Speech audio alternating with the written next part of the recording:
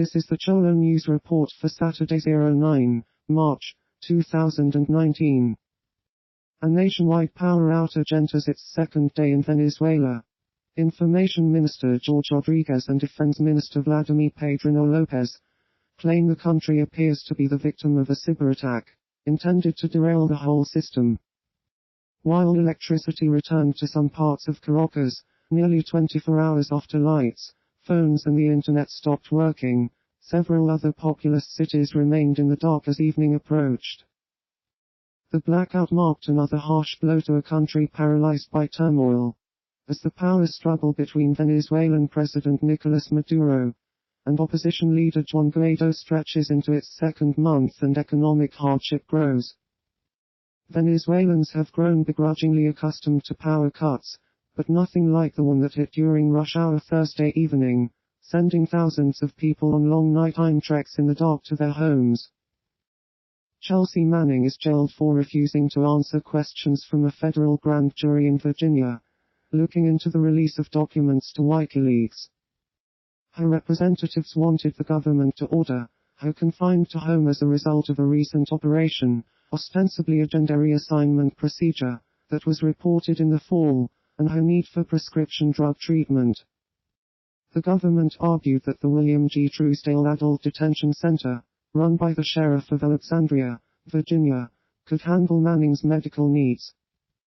Grand juries operate in secret, allowing the government to retaliate against activists and dissidents behind closed doors, said a statement from the committee released by Manning's lawyers. The entire coalition government of Finland resigns after a failure to deliver on healthcare reform, a month ahead of the country's general election. The coalition, made up of Prime Minister Juha Sipilä's Centre Party, the Conservative National Coalition Party and the Eurosceptic Blue Reform Party, were unable to agree on a package that would have slowed healthcare spending over the next decade. The government will be interim until next April elections. Healthcare systems across much of the developed world have come under increasing stress in recent years as treatment costs soar, and people live longer, meaning fewer workers are supporting more pensioners. Sweden is to gradually raise its retirement age, and has opened up parts of the healthcare system to the private sector in a bid to boost efficiency.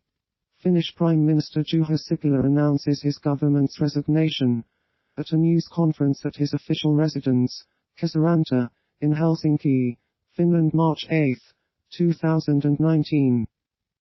A major power outage leaves most of Venezuela without electricity, including the capital Caracas. At least 18 of Venezuela's 23 states have reported blackouts. Venezuelan news website El Pitazo blames failures at Simon Bolivar hydroelectric plant. State TV blames anti-government saboteurs.